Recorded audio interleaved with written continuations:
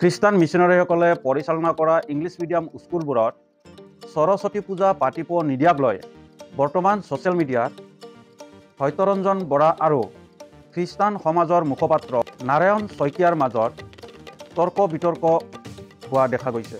সত্যৰঞ্জন বৰাৰ মতে ভাৰতৰ যিমানখন স্কুল কলেজ আছে সকলোতে সৰস্বতী পূজা পতাটো উচিত, আৰু খ্ৰীষ্টান সমাজৰ মুখপাত্ৰ নাৰায়ণ শইকীয়াৰ মতে খ্ৰীষ্টান মিছনাৰী স্কুলবিলাকত কোনোপধ্যে সৰস্বতী পূজা পাতিব নিদিওঁ বুলি মন্তব্য দাঙি ধৰিছে। চাওক সবিশেষ।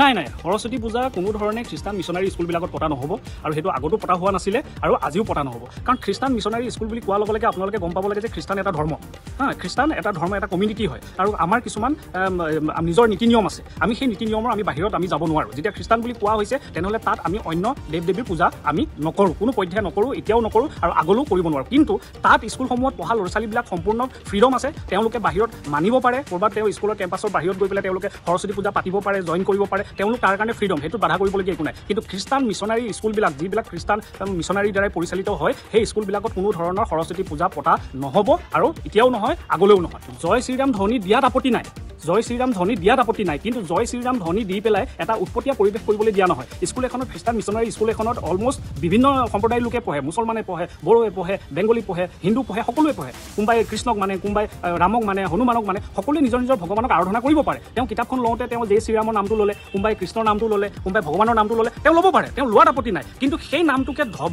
দি পেলাই উচ্চ চিঞৰত চিঞৰ বাখৰ কৰি পেলাই উদ্ভণ্ডলীয়া পৰিস্থিতি কোনো পধ্যে খ্ৰীষ্টান স্কুলবিলাকত কৰিব নোৱাৰে। চাওক, সত্যৰঞ্জন বৰাক মই এইটো কথা ক'ব বিচাৰোঁ, তেওঁ কোনে অধিকাৰ দিলে? এইটো মই প্ৰশাসনকো এইটো প্ৰশ্ন মই সুধিব বিচাৰোঁ। তেওঁ তাত থিয় হৈ পেলাই আৰু এজন প্ৰশাসনিক বিষয়া থাকোঁতে তেওঁ তাত যিখিনি শিক্ষক আছিলে সেই শিক্ষকখিনি তেওঁ কুৱেশ্যন কৰিছে, যিখিনিয়ে তাত পাঠদান কৰে। তেওঁক এইটো অধিকাৰ কোনে দিলে? তেওঁ কুৱেশ্যনিং কৰিবৰ কাৰণে তেওঁ তাত গৈছে, বিষয়টোৰ বিষয়ে জানিবলৈ কাৰণে গৈছে। তাত আমাৰ ক'বলগীয়া একো নাই, সত্যতা জনাৰ সকলোৰে অধিকাৰ আছে। কিন্তু তেওঁ তাত গৈ পেলাই কোনে অধিকাৰ দিলে যে তেওঁ কুৱেশ্যন কৰিবৰ কাৰণে সেই মানুহখিনিক? তো আৰু তেওঁ যিখিনি কুৱেশ্যন ওলাইছে কাপোৰ পিন্ধা লৈ কিবা লৈ পেলাই, এইটো তেওঁৰ সত্যৰঞ্জনৰ মতে খ্ৰীষ্টান কমিউনিটি নচলে। আমাৰ নিজৰ এটা কমিউনিটিৰ নিজৰ নীতি নিয়ম আছে, ধৰ্মীয় সাজপাৰ আছে, আমি সেইমতে আমি চলিম, সত্যৰঞ্জনৰ মতে আমি চলা নহ'ব। নাই, এতিয়া সেই প্ৰশ্নটোৰ উত্তৰটো তেওঁক মই এইটো কথা ক'বলৈ ল'ম যে তেওঁক এই প্ৰশ্নটোৰ উত্তৰ তেওঁ ঘৰৰ মজিয়াতে বিচাৰক।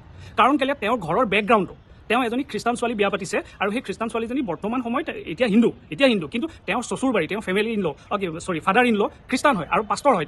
তেওঁ এই উত্তৰটো বেলেগক সুধি ফুৰাতকৈ, তেওঁ এই নিউজে চিউজে চিঞৰ বাখৰ কৰি থকাতকৈ তেওঁ কমচে কম সোধক যে খ্ৰীষ্টান মানুহে এনেকৈ ধৰ্মান্তৰ কৰে নেকি? এই স্কুলবিলাকত বাইবেল বিলাই, কিবা বিলাই, এইবিলাক বিলাই পেলাই ধৰ্মান্তৰ কৰে জানো? তাৰ উত্তৰটো তেওঁৰ নিজৰ মজিয়াতে কিয় নলয়? তেওঁ কিয় আহি পেলাই ভিডিঅ'ত আহি পেলাই ধৰ্মান্তৰণ কৰে, এইটো এটা বেয়া শক্তি হয়, আমাক গ্ৰাস কৰিব লৈছে, আমাক আমুক কৰিব লৈছে? তেওঁ নাজানে নেকি যে খ্ৰীষ্টান মিছনাৰীবিলাকৰ অৱদান অসমত কিমান আছে? তেওঁ সেই কথা জানে নে নাজানে?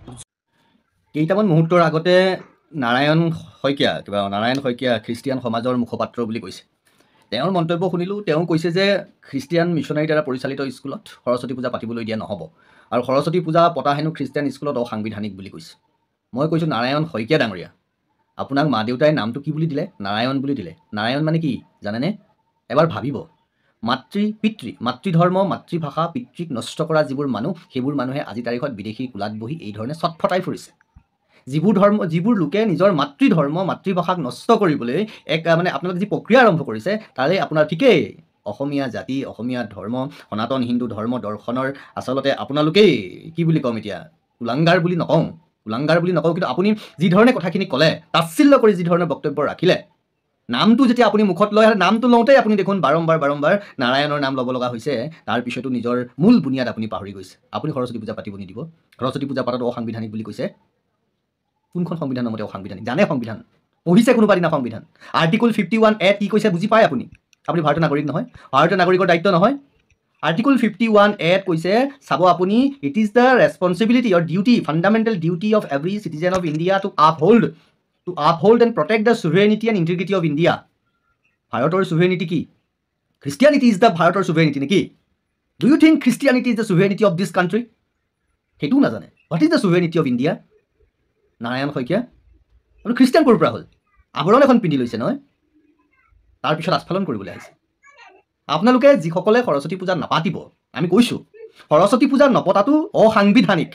কিয়নো আৰ্টিকল 51ত কৈছে, প্ৰত্যেকজন ভাৰতীয় নাগৰিকৰ ভাৰতীয় সভ্যতা সংস্কৃতিৰ প্ৰতি সন্মান প্ৰদৰ্শন কৰা, তাক সম্প্ৰসাৰণ কৰা, সংৰক্ষণ কৰা দায়িত্ব, মৌলিক দায়িত্ব, মৌলিক অধিকাৰৰ কথা কয় নহয়, মৌলিক দায়িত্ব, সাংবিধানিক দায়িত্ব নাগৰিক হিচাপে যদি আপোনালোকে সেই দায়িত্ব পালন কৰিব নোৱাৰে, তেতিয়াহ'লে আপোনালোক কি নহয়? ভাৰতীয় নাগৰিক নহয়। আৰু এই ক্ষেত্ৰত আমি কৈছোঁ, আপোনালোকৰ ওপৰত আমি অসমৰ যিমানবোৰ আপোনালোকৰ এই যিমান ধৰণে মই মতালি কৰিব, এতিয়া আমিও মনে মনে বহি নাথাকোঁ। আপোনালোকৰ মই মতালিত আমি মনে মনে বহি নাথাকোঁ। প্ৰত্যেকটো ক্ষেত্ৰত আপোনালোকে অসাংবিধানিক কাম কৰি থাকিব। যিটো সুপ্ৰিম কোৰ্টৰ ষ্টেণ্ডিং অৰ্ডাৰ আছে, you cannot promote single religion, আপোনালোকে তাকেই কৰি আছে। এষ্টাব্লিছ কৰিম আৰু এষ্টাব্লিছ কৰিছোঁ। আপোনালোকৰ নিচিনা মানুহবোৰে কি বুজি পাব? কৈছোঁ নহয়, এই আনৰ হাতৰ কোলা ডাঙৰ দীঘল হৈছে, আনৰ খাইছে, আনৰ দ্বাৰা লালিত পালিত হৈছেতো, সেইকাৰণে আপুনি একো অনুভৱ কৰিব নোৱাৰে। সেইকাৰণে ভাবি চব ভাল, নিজৰবোৰ বেয়া, আনৰবোৰ চব ভাল, নিজৰবোৰ বেয়া। সেইকাৰণে নহয়, যিদিনা বাঁহটো দি থৈ মূল্য কি বুজিব আপোনালোকে? কি বুজিব? মুখৰ পৰা শব্দটো বেয়া ওলাই গ'ল, ক্ষমা কৰিব অসমৰ ৰাইজক। খং উঠি আছে এই অসমৰ সেই ধৰণৰ মানুহখিনিৰ ওপৰত যিখিনি মূল হেৰুৱাই পেলাইছে। কৈছে অসমীয়া প্ৰথম, অসমীয়া বোলে বাইবেল হেনো। হা আৰু কি বাকী থাকিলে? অসমৰ যোগ্য সমাজ নাই নেকি? অৰুণোদয় সময়ত খ্ৰীষ্টিয়ান মিছনেৰীসকলে অসমীয়া ভাষাত এম্পাৱাৰ কৰিছিলে, কিছু বুজি পাইছোঁ, জানো আমি। মূৰ্খ আমি নহয়। কিন্তু তাৰপিছত আজি কি হ'ল? অসমীয়া ভাষা ক'ব নাজানে, অসমীয়া ভাষাৰ চৰ্চা নাই, অসমীয়া ভাষাত কথা ক'ব নিদিয়ে, অসমীয়া সংস্কৃতি নাই, অসমীয়া সভ্যতা নাই। মানে এটা সময়ত এই যেনেকৈ আজান ফকীৰৰ নামত, জিকিৰ জাৰিৰ নামত ছৈয়দ আব্দুল মালিকৰ নিচিনা আপোনালোক ছৈয়দ আব্দুল মালিকে যিধৰণে অসমীয়াৰ ছফ্ট কৰ্ণাৰটো বুজি ল'লে, অনুভৱ কৰিলে নহয়, সেইসকল লোকে যেনেকৈ অসমীয়া ছফ্ট কৰ্ণাৰটোত ধৰি লাহে লাহে মৰম চেনেহ কৰি আজি অসমীয়া ভাষা সংস্কৃতি নিজৰ দখললৈ আনি এক প্ৰকাৰে নষ্ট কৰিলে, সংস্কৃতিক নস্বাত কৰিছে। তাৰপিছত আপোনালোকৰ নিচিনা সেইসকল লোকে, সেইসকল স্কুলে আমাৰ ক'বলৈ একো নাই। আপোনালোকে নিজৰ ধৰ্মকৰ্ম কৰি থাকক, স্কুলৰ নামত নহয়। আমি স্কুল খুলিম, প্ৰক্ৰিয়া আৰম্ভ হৈছে, আমি প্ৰক্ৰিয়া কৰিম। ভাল কৈছে সত্যৰঞ্জন বৰাই স্কুলৰ নামত সি বিপ্লৱ কৰি দেখুৱাওক। আৰু অসমীয়া মানুহেও লাজ পাব লাগে অকণমান, নহয়? আমাৰ হিন্দু সমাজেও লাজ পাব লাগে, কেনেকৈ উপলুঙা কৰিছে। কিয় লাইন পাতি খ্ৰীষ্টিয়ান স্কুলত যায় বোলে উপলুঙা কৰিছে খ্ৰীষ্টিয়ান সমাজৰ মুখপাত্ৰই। অসমীয়া জাতিটোক, অসমীয়া সত্তাটোক উপলুঙা কৰিছে।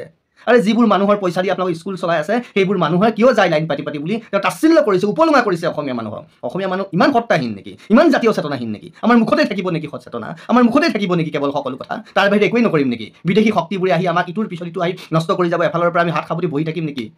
চবকে গাটো পাতি দিম নেকি? মোক মাৰি থৈ যা। ইমান সহজলভ্য পণ্য বস্তু হৈ পৰিছে নেকি অসম আৰু অসমৰ জাতীয় জীৱন? ভাবিব আপোনালোকে। বন্ধুসকল, আপোনালোকে দুয়োজনৰো মন্তব্য নিশ্চয় দেখিলে বা শুনিলে।